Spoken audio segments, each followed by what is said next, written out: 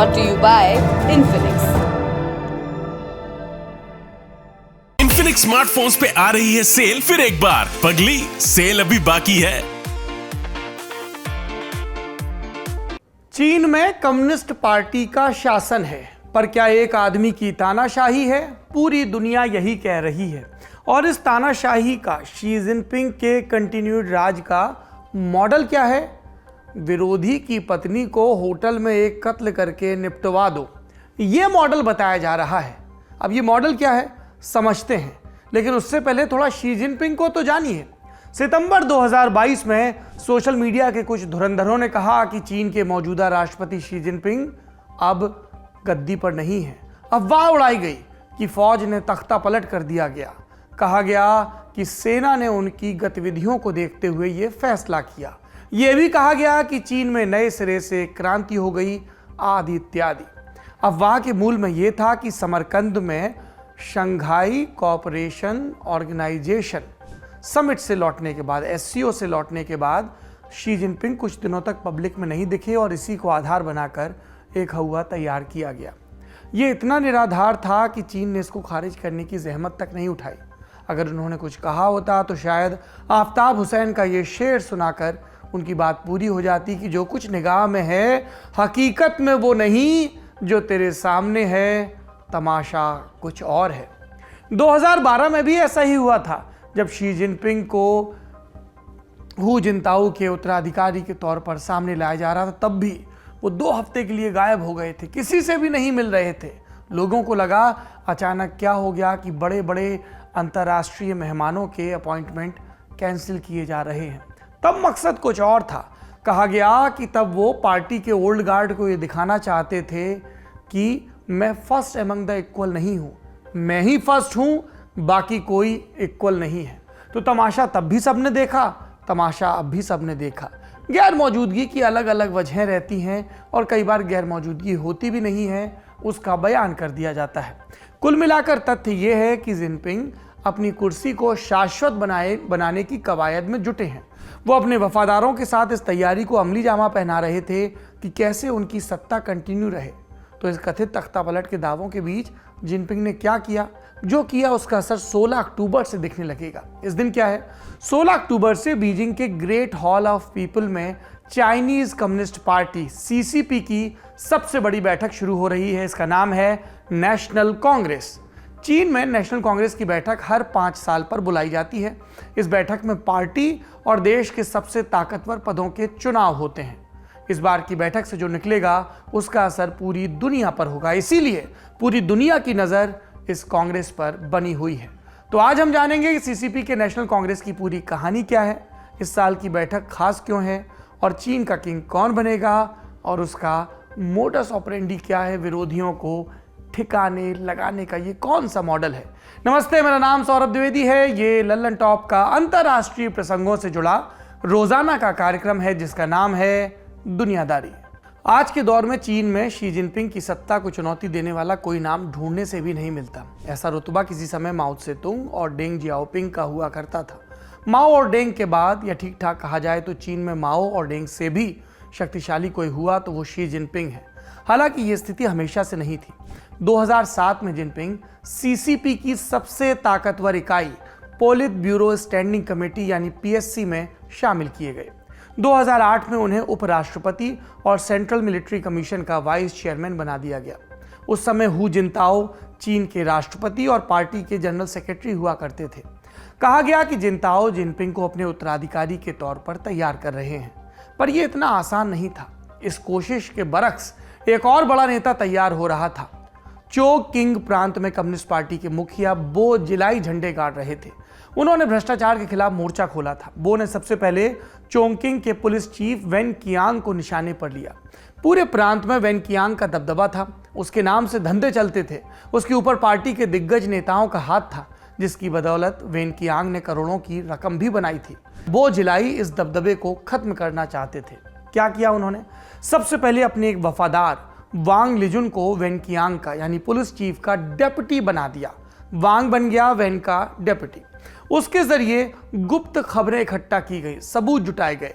उसके बाद वेन के करीबियों को एक एक कर निशाना बनाया गया। वेन की एक सीक्रेट तस्वीर भी इनके हाथ लगी जिसमें वो एक नाबालिग लड़की के साथ आपत्तिजनक स्थिति में था। ये तस्वीर वेन की पत्नी को दिखाई गई और फिर उसने गुस्से में सारे छिपे राज खोल दिए। वेन कियांग का दी एंड हो चुका था। उसके ऊपर मुकदमा चला, उसे मौत की सजा दी गई। वेन की मौत पर चोंगकिंग के एक अखबार ने लिखा, Wen Qiang is dead, the people rejoice, Chongqing is at peace. यानी वेन कियांग मर चुका है, लोगों में जश्न है और चोंगकिंग में शांति का माहौल। बो जिलाई और ये जो पुलिस के डेप्यूटी थे वांग लिजुन, इनका ये कैंपेन 2011 तक चला। इस दौरान लगभग 5000 लोगों को उस प्रांत में गिरफ्तार किया गया। इसमें सरकारी अधिकारी से लेकर पार्टी कार्यकर्ता और अंडरवर्ल्ड के लोग तक शामिल थे। मशहूर टाइम मैगजीन ने इस घटना को 21वीं सदी में चीन के सबसे बड़े मुकदमे के तौर पर गिना था। बो जिलाई एंटी करप्शन कैंपेन के साथ साथ पार्टी का प्रोपेगेंडा फैलाने में भी जुटे थे। इसके लिए उनकी खूब तारीफ हो रही थी। देश भर में उनको उदाहरण की तरह पेश किया जा रहा था। नेशनल मीडिया में रोज उनकी खबरें छप रही थी। 2010 में जब शी जिनपिंग चोंगकिंग के दौरे पर गए तो उन्होंने भी बो जिलाई को खूब शाबाशी दी, लेकिन बो का प्लान चोंगकिंग तक सीमित नहीं था। 2012 में उनकी उम्र 63 साल की हो जाती। उस बरस नेशनल कांग्रेस की वो बैठक भी तय थी जिसमें पार्टी के सबसे बड़े नेताओं का चुनाव होना था। इसलिए बो के पास जनरल सेक्रेटरी और चीन का राष्ट्रपति बनने का ये आखिरी मौका होता। बो ने सारी गोटियां सेट की, पर बीच में एक बड़ा खेल हो गया। 14 नवंबर 2011 को चोंगकिंग के एक होटल में एक ब्रिटिश बिजनेसमैन नील हेवुड की लाश मिली। बो जिलाई की पत्नी गो केलाई नील हेवुड की अच्छी दोस्त थी। शुरुआत में इसे आम मौत का मामला समझा गया, फिर अचानक इसमें अजीबोगरीब मोड़ आने लगे। 2 फरवरी 2012 को चोंगकिंग के पुलिस चीफ और बो जिलाई के करीबी वांग लिजुन, जो डेप्यूटी बनकर आए थे और अपने चीफ को निपटाया था, उन्हें डिमोट कर दिया गया। 4 दिन बाद लिजुन अमेरिकी दूतावास में घुस गए। पूरी रात चीन की पुलिस ने उस दूतावास को घेरे रखा। अमेरिका ने लिजुन को शरण देने से मना कर दिया। फिर चोंगकिंग के मेयर ने लिजुन से बात की। इसके बाद वांग लिजुन गायब हो गए। सरकारी बयान आया कि उन्हें तनाव था, इलाज चल रहा है। असल में लिजुन से पूछताछ चल रही थी, उन्हें हिरासत में रखा गया था। लिजुन ने पूछताछ में बताया कि नील हेवुड की मौत के पीछे बो जिलाई की पत्नी गो केलाई का हाथ है। उन्होंने कहा कि जब मैंने गो केलाई से पूछताछ करने की कोशिश की तो बो जिलाई ने मेरा डिमोशन कर दिया, पद से नीचे कर दिया। इसके बाद गो केलाई को गिरफ्तार किया गया। उनके ऊपर हेवुड की हत्या का मुकदमा चला और मिली मौत की सजा। वांग लिजुन ने पुलिस की मदद की थी, इसलिए उसे सिर्फ 15 बरस की जेल की सजा हुई। बो जिलाई के करियर का ग्राफ अचानक से नीचे आ गया। पोलित ब्यूरो में शामिल होने की संभावना खत्म हो गई। उन्हें पहले चोंगकिंग के पार्टी चीफ के पद से हटाया गया, फिर पार्टी से बाहर किया गया। सितंबर 2012 में भ्रष्टाचार, गबन और पद के गलत इस्तेमाल का मुकदमा शुरू हुआ और सितंबर 2013 में बो जिलाई को आजीवन कारावास की सजा सुनाई गई। उन्होंने सजा के खिलाफ अपील की, लेकिन ये खारिज कर दी गई। बो जिलाई जितनी तेजी से शीर्ष पर पहुंचे थे, उससे भी ज्यादा तेजी से नीचे उतर गए। इस घटना ने शी जिनपिंग को 2 स्तरों पर फायदा पहुंचाया। पहला, जिनपिंग के पास बो जिलाई का उदाहरण था। उसके जरिए वो अपने संभावित विरोधियों को ठिकाने लगा सकते थे और उन्होंने ऐसा किया भी। कालांतर में उन्होंने जिलाई के साथ लिंक स्थापित करके कईयों को रास्ते से हटाया। जिनपिंग के एंटी करप्शन कैंपेन में कई बार चोंगकिंग टेक्निक के नाम से उसको बुलाया गया। कहा जाता है कि जिनपिंग के सोचने का तरीका भी बहुत हद तक अपने प्रतिद्वंदी रहे बो जिलाई से मिलता है। दूसरा, उनके सामने की चुनौती अपने आप खत्म हो गई थी। अब पार्टी लीडरशिप में उनके सामने कोई खड़ा नहीं हो सकता था। इसके बाद जिनपिंग ने पार्टी और देश को अपने हिसाब से चलाया, चाहे वो रिटायरमेंट की सीमा बदलने की बात हो या फिर एंटी करप्शन कैंपेन के जरिए विरोधियों को खत्म करना या जीरो कोविड पॉलिसी पर अड़िग रहने की बात। आखिरी फैसला जिनपिंग का होता और काफी हद तक संभावना है कि यह सिलसिला आने वाले कई वर्षों तक चले। आज इसकी चर्चा क्यों? दरअसल चाइनीज कम्युनिस्ट पार्टी सीसीपी की 5 साल में एक बार होने वाली नेशनल कांग्रेस की बैठक 16 अक्टूबर से शुरू हो रही है। इस बैठक में कई अहम पदों पर लोगों का चुनाव होगा। इसमें से 2 पद शी जिनपिंग के पास हैं। फिलहाल वो चीन में 3 अहम पदों को संभाल रहे हैं। तीसरे का अब यहाँ पर नए सिरे से चुनाव होगा और वो फिर वापस आ जाएंगे। अब ये 3 अहम पद क्या है चीन के, समझिए। राष्ट्रपति, कम्युनिस्ट पार्टी का जनरल सेक्रेटरी और सेंट्रल मिलिट्री कमीशन का चेयरमैन, यानी सरकार का मुखिया, पार्टी का मुखिया और फौज का मुखिया। अभी होने वाली नेशनल कांग्रेस की बैठक में जनरल सेक्रेटरी और मिलिट्री कमीशन के चेयरमैन वाले पद पर फैसला होगा। राष्ट्रपति के पद पर फैसला मार्च 2023 में होने वाली पार्टी की सालाना बैठक में लिया जाएगा। चीन में सीसीपी के जनरल सेक्रेटरी का पद सबसे ताकतवर होता है। राष्ट्रपति का पद औपचारिक होता है उसके मुकाबले। असली ताकत पार्टी के पास। 1993 के बाद से जनरल सेक्रेटरी ही चीन का राष्ट्रपति भी बनता आ रहा है। सेंट्रल मिलिट्री कमीशन का चेयरमैन चीन की सशस्त्र सेना का मुखिया होता है। शी जिनपिंग नवंबर 2012 में पार्टी के जनरल सेक्रेटरी और मिलिट्री कमीशन के चेयरमैन बने, तब से अभी तक हैं, और मार्च 2013 से वो राष्ट्रपति की भूमिका संभाल रहे हैं। उनका दूसरा कार्यकाल मार्च 2023 में खत्म हो जाएगा। डेंग जियाओपिंग ने राष्ट्रपति के लिए 2 कार्यकाल की सीमा लगाई थी, लेकिन जिनपिंग ने 2018 में संविधान बदलवा दिया। अब वो ताउम्र राष्ट्रपति के पद पर रह सकते हैं। अगर उन्हें तीसरा कार्यकाल मिला, जिसकी पूरी संभावना है, तो ये चीन के इतिहास में अभूतपूर्व होगा। वो माओ के बाद सबसे लंबे समय तक सत्ता चलाने वाले नेता बन जाएंगे। अब सवाल आता है कि ये नेशनल कांग्रेस क्या है। National Congress Chinese communist party का 5 बरस में होने वाला सम्मेलन है। हमने बताया इसमें 2000 से ज़्यादा मेंबर हिस्सा लेते हैं। इसके सदस्य चीन के अलग अलग प्रांतों और सेना से चुनकर आते हैं। उनका भी कार्यकाल 5 बरस का होता है। नेशनल कांग्रेस की बैठक में पार्टी लीडरशिप का चुनाव किया जाता है।